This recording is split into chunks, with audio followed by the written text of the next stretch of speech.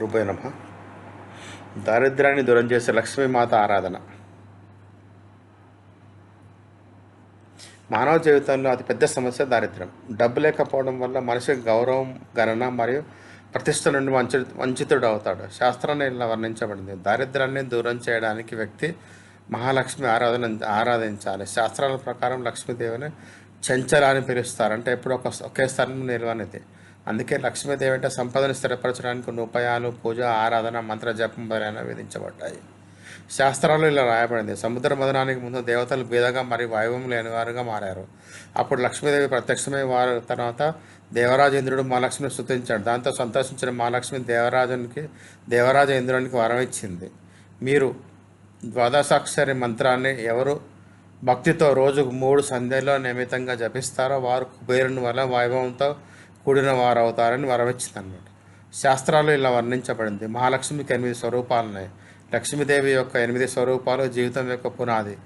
ఈ 8 రూపాల్లో లక్ష్మీదేవి జీవితంలోని 8 వేరు విభాగాల్లో జత కల్పించబడింది.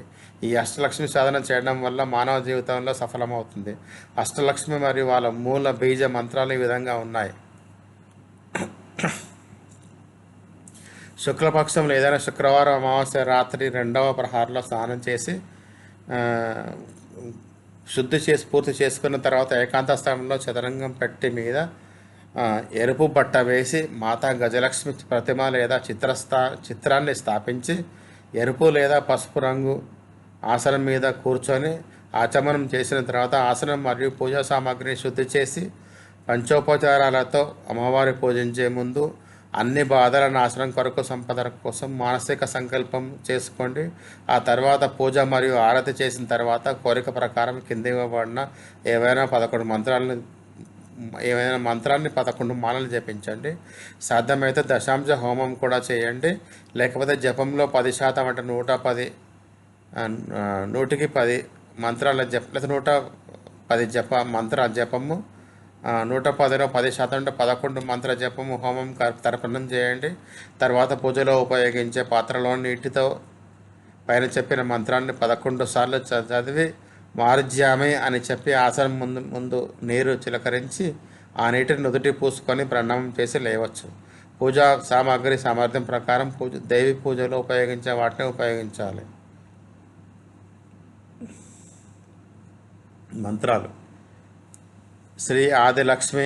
ఇది జీవితం యొక్క ప్రారంభం మరియు ఆయుష్ను సూచిస్తుంది. మరియు వీరి మూల మంత్రం ఓం శ్రీం శ్రీ ధాన్యలక్ష్మి. ఇవి జీవితంలో ధనము మరియు ధాన్యాన్ని సూచిస్తాయి. మరియు వీరి మూల మంత్రం ఓం శ్రీం క్లీం ధైర్యలక్ష్మి. ఇవి జీవితంలో ఆత్మబలము, ధైర్యాన్ని సూచిస్తాయి. వీరి మూల మంత్రం ఓం శ్రీం హ్రీం క్లీం గజలక్ష్మి. ఇవి జీవితంలో ఆరోగ్యాన్ని మరియు బలాన్ని సూచిస్తాయి. వీరి మూలమంత్రం ఓం శ్రీం హ్రీం క్లీం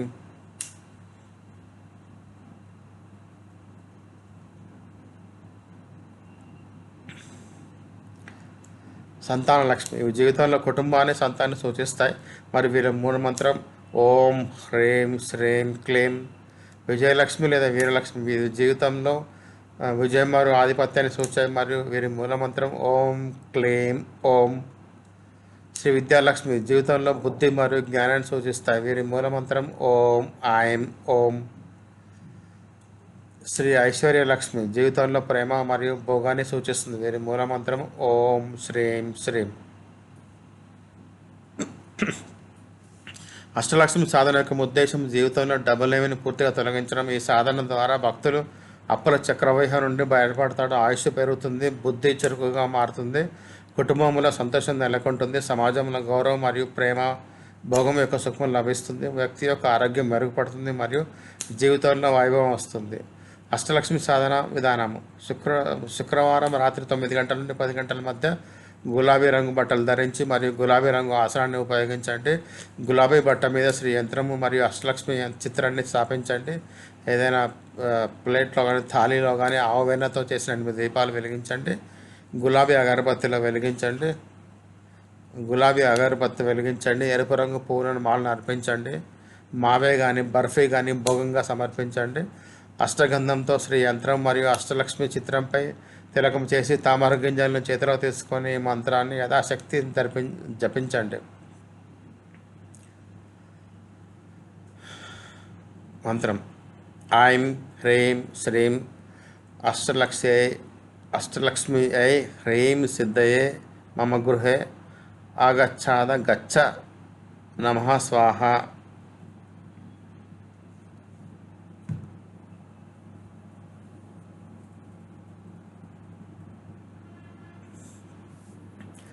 జపం పూర్తయిన తర్వాత 8 దీపాలను ఇంటి 8 దిక్కులలో ఉంచండి మరియు తామర గింజాలను ఇంటి నగదు పెట్టెలో ఉంచండి.